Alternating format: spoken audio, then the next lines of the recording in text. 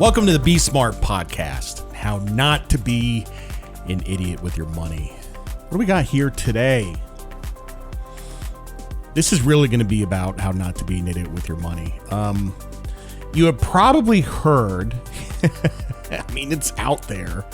You probably heard that a bunch of people are getting rich trading cryptocurrencies. Getting rich and quitting their jobs. I don't remember the details of the story. Somebody told me this recently, but somebody was getting their house painted or a roof put on, or they were, I don't remember, but they had some workmen over to the house. And the guys did a good job. And then afterwards, they're like, yeah, we're almost done because we're going to quit our jobs and trade crypto. And that's happened. People are doing that, you know? So, I mean, and you probably thought about doing it. I mean, it's monkey see, monkey do. You see all these people getting rich, doing this stuff, and you're like, wow, maybe I can do that. How hard can it be? I did that. Monkey see, monkey do. This was back in 2019. And, a bunch of people made money on Bitcoin. I said, I can do that. And I bought it at 10,000 and sold it at 40,000, and I made a bunch of money. I don't want to say it wasn't hard, because I actually, on the way to making a lot of money, I lost a lot of money, so I had to gut that out. But yeah, monkey see, monkey do. Let me give you some advice. Don't quit your day job. Don't quit your day job. This was like back in 2004, something like that. I was working for Lehman, and I had a house in West New York, New Jersey, which it was really a great house. It was this tiny little house that we loved.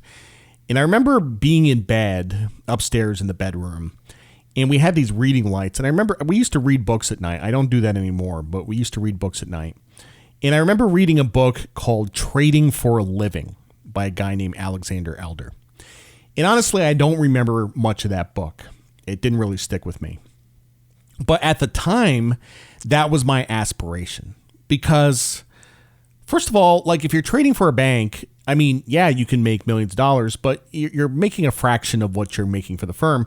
And by the way, at Lehman Brothers, I was making about 1% of what I was making for the firm.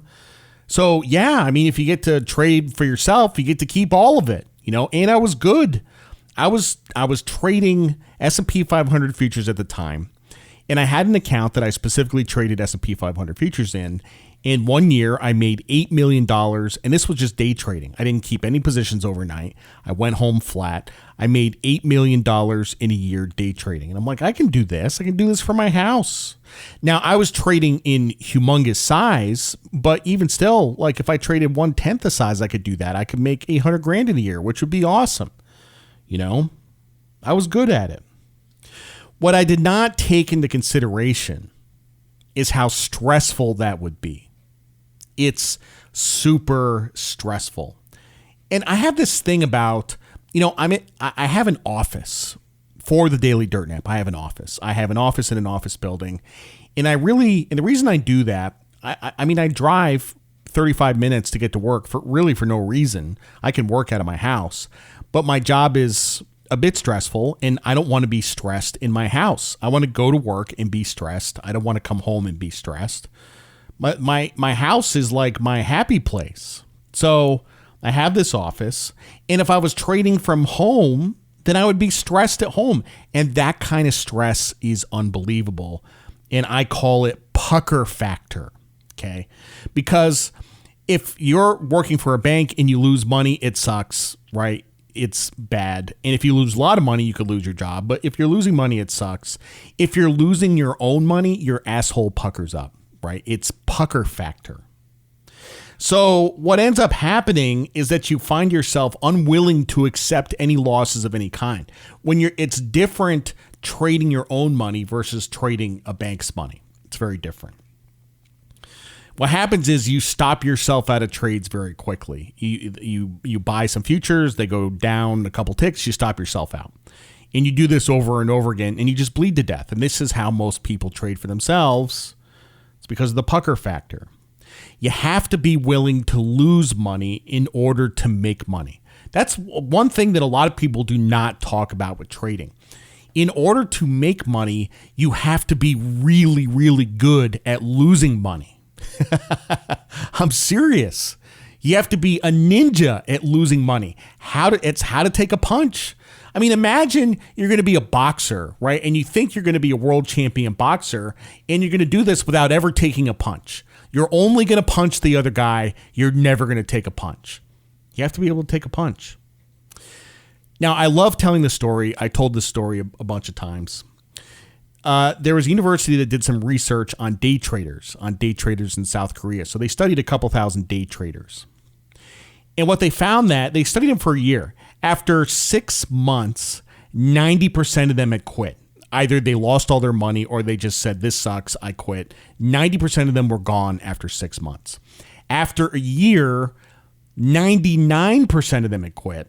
And the 1% that was left only had enough money to pay their living expenses. Nobody got rich. Out of the entire sample, nobody got rich. So do you still want to trade for a living? Now, I trade, but I don't day trade. Okay, I hold things for a while. My holding period is generally about 6 months to 2 years. Now, I'm not a long-term investor. I don't know what the next Amazon is going to be. I don't know what the next Tesla is going to be. I don't know. I'm not that type of thinker. Okay, I have no idea. But on a short to medium term basis, I know a story and I know a good chart set up when I see one. These days, I make about half my money from trading and half my money from the business, though it varies from year to year. Some years I kill at trading and some years I get my ass kicked. Though I am generally pretty good at not getting my ass kicked. This is the part that people have the most problems with. Waiting. Trading requires huge amounts of patience. Generally, people think they need to be trading to make money, but that's not how it works. If you're a trader, you should be spending 1% of your time trading, actually executing trades. You should spend 9% of your time doing research. And you should spend 90% of your time waiting. 90% of trading is waiting. And it sucks to wait, but if you do it for a while, you get used to it. I am the master of waiting. I will go weeks without executing a single trade. I come into work, I stare at the screen all day, and I go home. You got to wait for the poison to take effect. Now, you probably saw there was a Bloomberg article about Lloyd Blankfein about how, unlike a lot of Goldman CEOs, he hasn't gone into politics. And part of that is because politics don't want him, but I don't think he really wants to go into politics. So he's 67 years old and he's spending his time trading, sitting at home trading. He told Bloomberg that. And I wrote a response to that in Bloomberg. And you know my opinion on this? Good for him. Awesome. Trading is a great life. It is a great life. It's stressful, but it is not a life without meaning. There is nothing but trouble in politics. Corzine, Hank Paulson, Gary Cohn, Steve Mnuchin, Robert Kaplan, all of them got more than they bargained for in politics. Okay, and Lloyd Blankfein is sitting in his pajamas, ripping around $100 million worth of dollar yen. And I love it. Once a trader, always a trader. If you want to trade for a living, my advice to you would be good luck, because 99.9% of people fail. And I know what you're thinking. You're thinking, I'm going to be the one, right? And that's a great attitude. I love it. But the odds are against you. And the people that succeed do not often succeed spectacularly. Now, I do know a friend that trades for a living, but it's not what you think. Okay, he's not manually trading stocks or futures or whatever. He's an algorithmic trader, and he trades stock index futures algorithmically. He wrote a computer program to trade futures 24/7, and he basically just sits back and monitors the computer program. And he has good years and he has bad years, but basically he makes money from volatility. So if there's lots of volatility, he's doing really well. And he's been doing this for like 15 years, and he does great. And I don't think he has too much stress. But there's risk. There's risk in whatever you do. Honestly, if you want to trade, my advice would be just get a real job. Get a 9-to-5 job, go to work, make the donuts, pay your bills, And what's left over, just invest it and leave it alone. You don't have to deal with all this nonsense. If you really want to punt stocks around, take a small part of your money and make it the fun account and knock yourself out. Go nuts. Blow yourself up. Making money is fun. Making money is fun. And losing money is an education. Either way, you win. Now, I am totally conflicted on this. And there's a part of me that wishes that I didn't have to trade. I wish I could be one of these people that just puts all their money in index funds like all the other mooks and just let the magic money machine do its thing. I wish I could do that. But I don't think I would be happy. I would be unfulfilled. Part of it is the challenge. Everybody wants to beat the market. It's the hardest thing in the world to do. Some years I beat it, some years I don't. This year I'm actually about even. The other thing is it's hard to trade avocationally because you need to be immersed in it. I stare at the damn screen all day. I read Twitter. I keep up with the news. It's a full-time job. And it's a life sentence. I am doomed to being a trader. Doesn't mean you can't go golfing now and then, but when you do, you're going to be checking your stocks on your phone. Anyway, I don't recommend you do it. You want to put a couple $1,000 into crypto.com and gamble, go for it. That's what it is, gambling. It's undisciplined bullshit. But you know why people do this? It's because money won is sweeter than money earned. There is something about making money with no effort that seduces people into thinking they can trade for a living. But trading is effort. And in my case, it's 22 years of hard work and study. And I have to accept the fact that I'm just never going to be as good as other people. There's guys that are up 40% this year. And I'm like, how?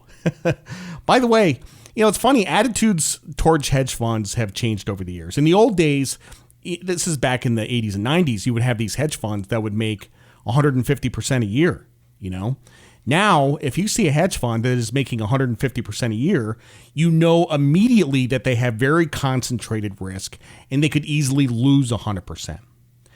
I don't try to make 150% a year. My best year in recent memory was 2020. I was up about 40%, which was massive. This year, I'm up about 9%.